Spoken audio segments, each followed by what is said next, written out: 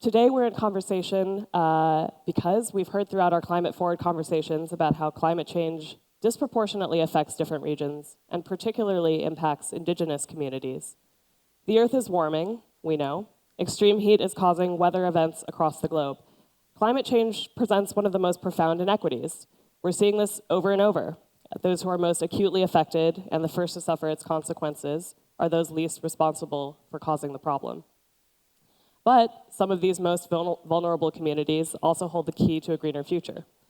Indigenous peoples are only 5% of the world's population, but their lands hold 80% of the planet's biodiversity. New fact to me. What practical lessons can we learn from indigenous communities, and how can we create better dialogue and resource sharing to benefit lands under both federal jurisdiction and indigenous stewardship? So I'm excited to be joined today by three formidable indigenous leaders. Actually, two at the moment, despite advertising. So we've got Jade Begay, Climate Justice Campaign Director of NDN Collective. Jade is Diné and Tesuque Pueblo of New Mexico. She has also worked as a multimedia producer, filmmaker, and communications professional working in nonprofit and indigenous organizations. And Jade, if I've butchered your name, please feel free to repeat it when you come up here. And we also have Xiye Bastida, who is a 20-year-old climate activist from the Otomi Toltec community in central Mexico, She's a leading organizer with the Fridays for Future movement in New York City and a co-founder of the Re-Earth Initiative. So thank you for joining us, and I'm going to take my seat. Well, last year at COP26 in Glasgow, you addressed global leaders very powerfully. You called this climate crisis an immorality of disconnect, an immorality of disconnect. Can you explain what you meant by that and talk a little bit about how you think global leaders could begin to more directly understand the impacts of climate change? Yeah, of course. Well, first of all, I would like to thank everyone for being here today. I know everyone's very busy. I know everyone's very busy, and we are extremely lucky to have been able to make the journey from wherever we are to here. I know for me, sorry that it's going in and out. For me, one of the most difficult things was to get the logistics done. And I think that's something that has to be talked about because coming to Sharm el-Sheikh was extremely expensive, the accommodations were extremely expensive, and if we spend so much time thinking about accommodations, we cannot think about strategy. So where is the time for strategy? Where are the COPs that are more accessible? Where are the COPs where civil society is championed and indigenous communities are also welcomed? I think Jade can talk more about the Indigenous Pavilion and the Indigenous Caucus at COP. But something that I would like to mention specifically is that crisis of disconnect. So yesterday, one of my friends, and Sonia's here. Everyone clap for Sonia. Yes. I didn't want to interrupt you, but I'm really excited that Sonia Guajajara, who's going to sit here with her translator, hails, so any seat you like. Anyway, she hails from the Guajajara people of the Brazilian Amazon. She's an activist, environmentalist, and executive coordinator of the Association of Brazil's Indigenous Peoples. So we're going to let Shay continue and then go back around. Sorry. Perfect. So that crisis of disconnect. Yesterday, 2 days ago, at the first ever youth pavilion, an indigenous youth opened the youth pavilion, and she said, indigenous peoples have gone through the process of colonization, and we have forgiven you. Indigenous peoples have been the recipients of a lot of extractivist industries, and we are learning how to forgive, but we will not forgive if knowingly, from now on, you keep taking everything away from us. The climate crisis is caused by our extractivist tendencies, and this means that the fight for climate justice is inherently about a decolonization mindset. It is about the end of mass extractivism and the reimagining of these new systems that are now so fragile. Everything that exists today was imagined very recently, which means that anything that is possible can be imagined right now. What youth want and what indigenous communities want is for you to not water down our words anymore. We have to understand that the climate crisis just didn't appear. It is the child of all of these systems of oppression coming together. And we cannot fix the climate crisis until we tackle the historic extractivism and the historic neoliberalism that has left our communities decimated and has fueled the wealth of the global north. Do not underestimate us. We are here representing the resilience of our ancestors, the survival of pollution, of displacement, of violence in our lands, as much as we are representing the future generations, the future possibilities, the future dreams of humanity, all which are not possible if you take it away from us. And what they say is true. What we are really fighting for is the survival of the human race. But even then, who are we to tell the water that it cannot flow? Who are we to tell the coral reefs that they have to die? Who are we to tell the oil that was formed over 400 million years that it is okay to be burned? We need to get out of that mindset that we are only fighting for ourselves, because we are also fighting for the ocean, and we are also fighting for the Amazon, and we're also fighting for the rainforests of all over the world. We need a healthy planet because we are one with Mother Earth. If you take one indigenous principle from today, is that our only goal in life is to take care of this planet with the wisdom of the past for the future of our children. If everybody operated with that mindset, the world would be a different place. Think of all of the effort and the strategy and the money that goes into destruction. Why are we doing this to ourselves? When did that disconnect start? Where we decided it was okay to disrespect each other, to disrespect Mother Earth. Why are we not all coming together to fight for a better future with set principles of wisdom, set principles of love, set principles of reciprocity and prosperity for all? The youth just announced a new fossil-free pledge. We pledge to never work for the fossil fuel industry.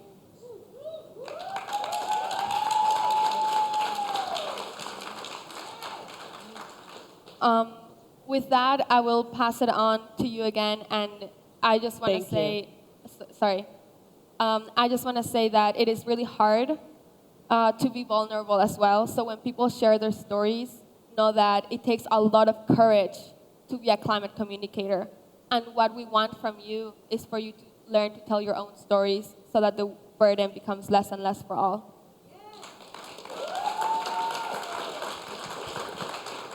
Well, I'm really glad we're hearing your voice today, so thank you for that.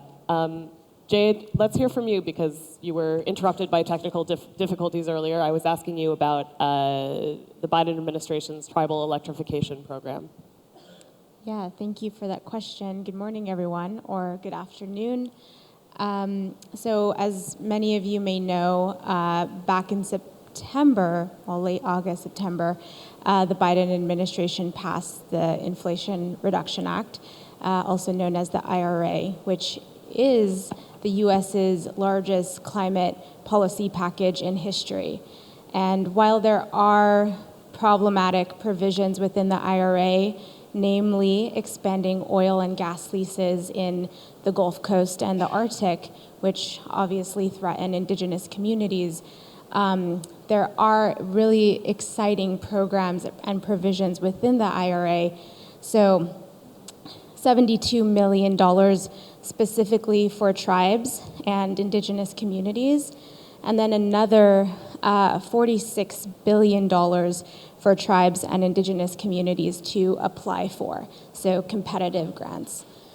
And that's all really exciting. That's a lot of resources, a lot of funding to support tribes as they mitigate the climate crisis, as they build climate resilience in their communities, and as they improve infrastructure so that they are on a path towards just transition.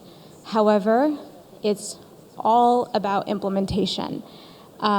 You mentioned or focused on the tribal electrification program, which is a program that would help tribes justly transition off of fossil fuels onto renewable energy and to electrify homes and tribal buildings and tribal governments to a path to be climate, to be more climate in alignment with our climate goals. And again, implementation is everything. And so that means the federal government needs to be really focused right now on outreach and building relationships with tribal governments as well as tribal communities. There is a report by Native Organizers Alliance and Illuminative that highlights that 94 or 96% of all Native people have distrust with the decisions made by the federal government.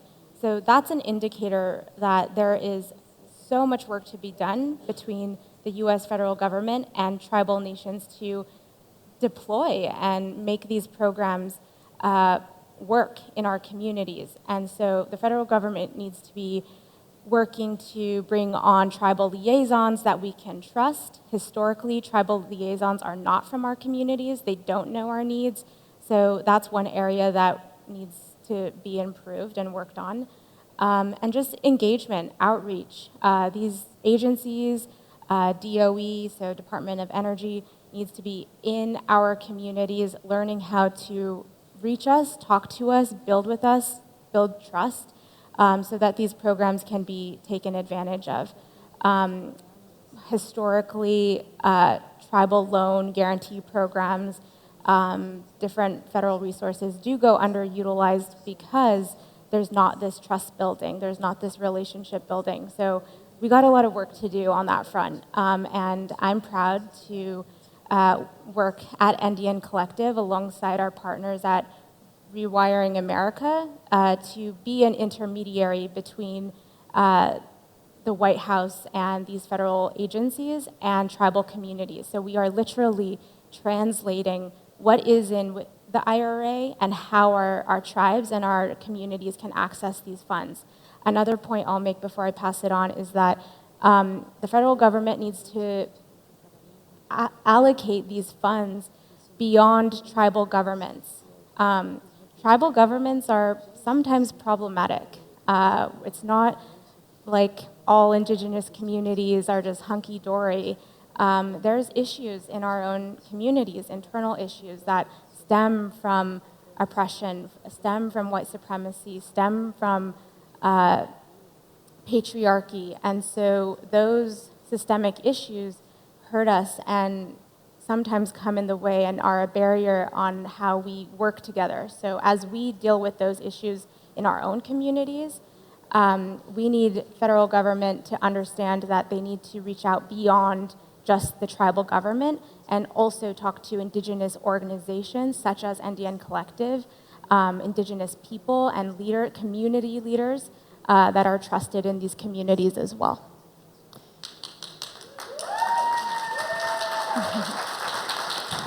Thanks for making that last point, Jade, especially covering governments in the Middle East. I often have this question about, who are the best partners for international financing that comes in. So, Sonia, let's turn to you, if you're ready. In October, you became the first ever Indigenous woman in the state of Sao Paulo to be elected into Brazilian Congress, which will have... And the new Congress will have 2 Indigenous representatives for the first time ever.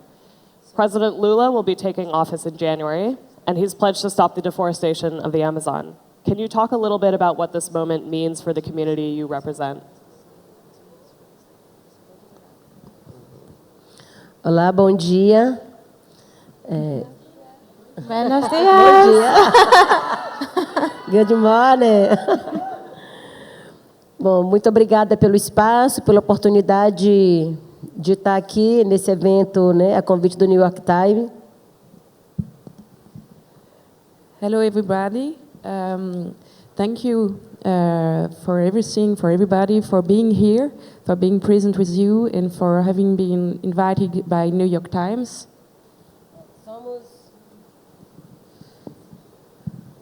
Somos mulheres indígenas que sempre estivemos e estamos na linha de frente contra as mudanças climáticas. We are indigenous women who always has been and always will be in the front line of climate change. Contra todos os tipos de violências que nos impõem ainda, né, o colonialismo e o imperialismo. Against all the violence that colonialism and imperialism are imposing to us. Estamos na luta para encontrar a solução para a crise climática, uma crise que vem do comportamento humano. We are fighting together for finding solution against climate crisis, which is a crisis of human being, of our compartments as a human community. Se é uma crise provocada pelo comportamento humano, a solução também deve estar na consciência dos humanos. And if this crisis has been provoked by our human compartment, it means that we also have the solution inside our mindset. Portanto, a necessidade urgente nas mudanças de comportamento e nas formas de consumo. So that's why the urgency now is about changing the way we act and the way we consume. No Brasil, estamos saindo agora de um período tenebroso que foi o governo Bolsonaro. In Brazil, we just quit now a really difficult period, which was Bolsonaro presidency. Elegemos o presidente Lula, mas a mudança não vai acontecer somente com a troca de presidentes. Há um bolsonarismo forte que também precisa ser interrompido. So a few days ago, we just elected Lula as our new president, but we needed to understand that the fight didn't stop, because in Brazil and even in the world, this conservatism and Bolsonarism is still really important and still trying to block us. Estamos ainda num momento difícil de fazer com que esses apoiadores de Bolsonaro possam aceitar os resultados das eleições. For example, in our country, in Brazil, we're still in a moment, the delicate moments that we are trying to make Bolsonaro people accepting the elections, the results of the elections. E ainda um momento perigoso, porque são pessoas que estão nas ruas contestando a democracia, defendendo a ditadura militar e ressaltando o nazismo.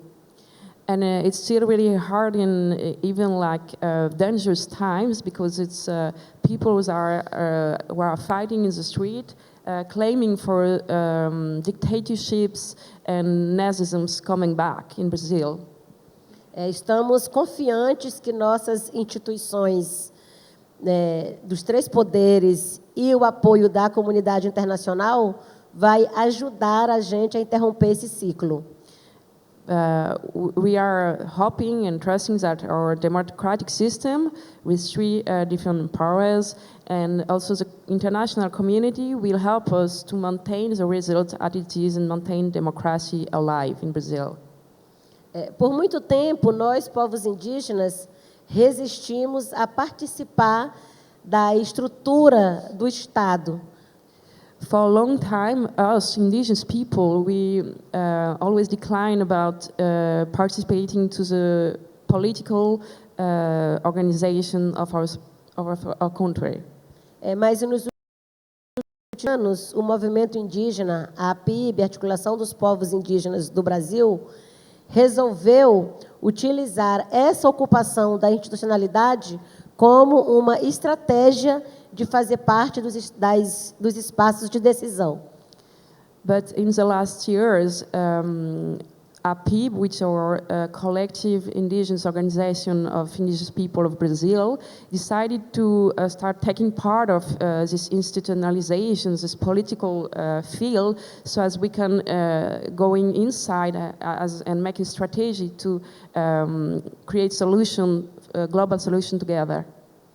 Em 2018, eu compus uma chapa presidencial como candidata a co-presidenta da República e elegemos a deputada Joênia Wapichana para o parlamento.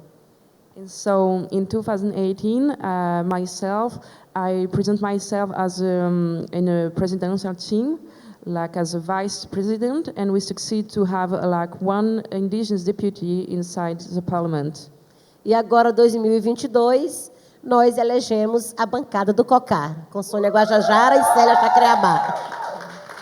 And this year, in 2022, we have been elected as a bancada do COCAR. So COCAR is their coif, and it's how indigenous people from Brazil organize themselves as a political decentralized system to be elected in different states, as she does for São Paulo state. E a Célia Chacreabá em Minas Gerais. And also, they succeed to elect Celia Chacreaba in the state of Minas Gerais. Vai ser um novo desafio. Temos ali a missão de enfrentar a bancada ruralista, né, que defende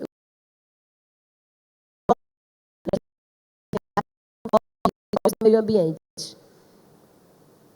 So now we have a new fight inside the system, inside the Brazilian politics, is to fight either against the ruralist power, which is very important in Brazil and taking nearly all places of the parliament, and they are very active in defending agronegócio and the destruction of all our forests.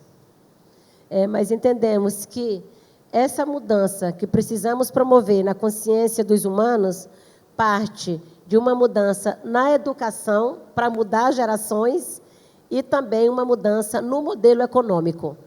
But we understand that global changes will come from a new perspective, a new collective mindset that need to start from educational system.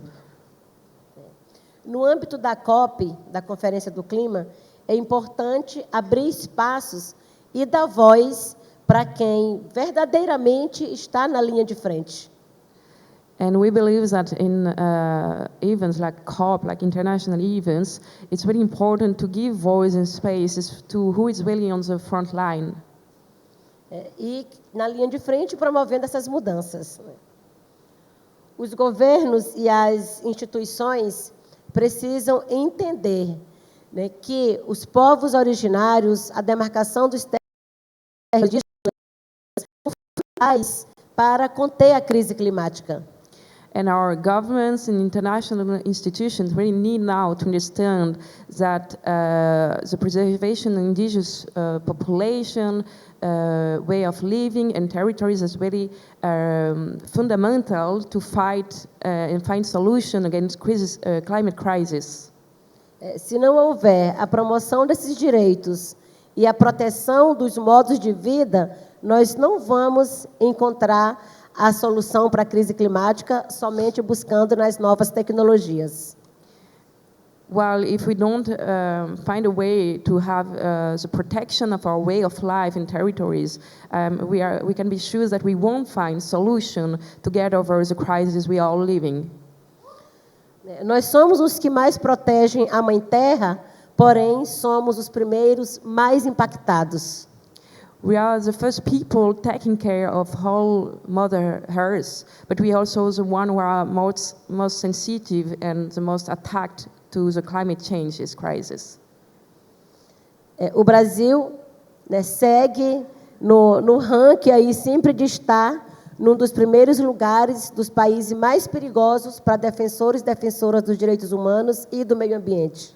Unfortunately, Brazil is on the top ranking of being one of the most dangerous countries for people who are activists or protecting environment. Estamos confiantes que com esse novo governo, com o presidente Lula, é possível um diálogo para mudar essa realidade. Hopefully, we believe that with our new government of Lula, it's now possible again to start a new dialogue. Essa mudança vem das discussões global, mas é importante se efetivar a política local. So these changes are happening in global politics, in international institutions, but it's so important that it happen in local politics. É preciso urgentemente zerar o desmatamento no Brasil. And one of the first key is to stop with very urgency all deforestation in Brazil. É preciso urgentemente combater as queimadas de nossos biomas. And it's also very important to fight against the destruction of all our biomass diversity. Quando a Amazônia é desmatada, não é somente as árvores que caem, porque o nosso corpo também é destruído junto. And we need to understand that when the forest burns, it's not only about like some trees getting out, it's also our body, our souls that's dying too. Quando o Pantanal e o Cerrado queimam, o nosso corpo também queima junto. And when our region like Pantanal or Cerrado are burning, our body also burns together. Porque para nós, povos indígenas, o território é nosso corpo e o nosso espírito. Because for us, indigenous people, our territory is also our body and our soul. Não estamos brigando somente por direitos, estamos numa luta permanente pela vida. We're not only fighting for rights, but we are in a permanent fight for whole life, whole humanity. Então, é muito importante escutar os verdadeiros guardiões e defensores da Mãe Terra. That's why it's so important and urgent listening to the real protector of Mother Earth. Nós só vamos promover essa mudança no mundo lutando juntos. Sociedade civil, governos e organizações não governamentais e empresas. Understanding that we could only find solutions to the global crisis since we're going to really start to work all together, civil society, governments, companies, international institutions. Thank you very much, Sonia. Because we only have a couple of minutes left, I want to involve some of the other speakers as well. And actually the last point you made brings me perfectly to the next question, which is about how practices and traditions that have belonged to or that indigenous people have practiced for many, many years can be mobilized to help with the current climate crisis. I read an interview in which Jade mentioned how most of the world's biodiversity is on lands stewarded by indigenous communities, and we know that you have strategies that you've practiced for many years. And so what are some, for either Jade or Xiye, what are some specific insights from indigenous communities that local, national, or global leaders could be tuning into and learning from?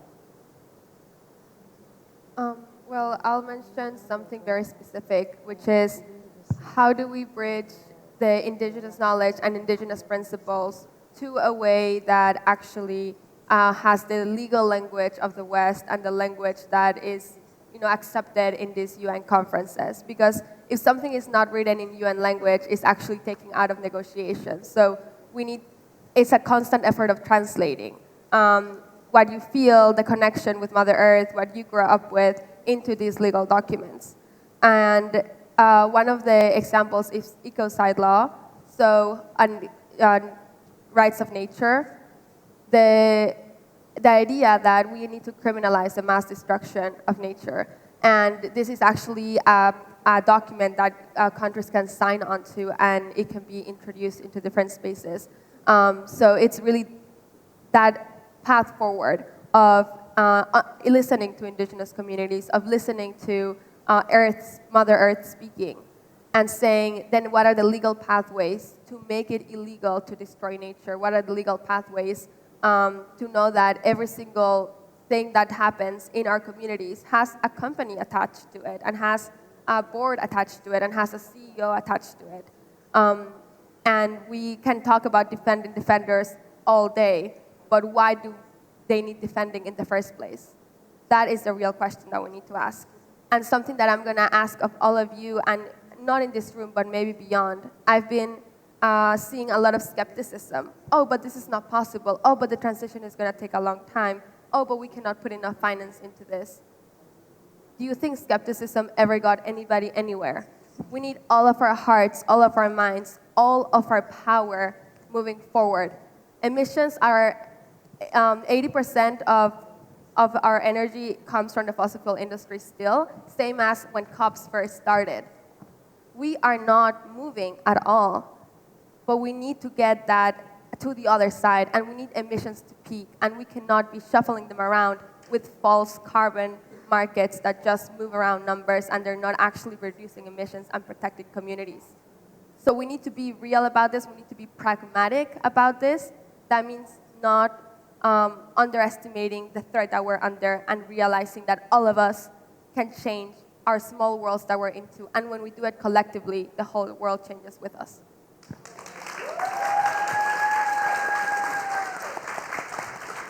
Well, I think that's the note we need to end on. So thank you so much to all of you.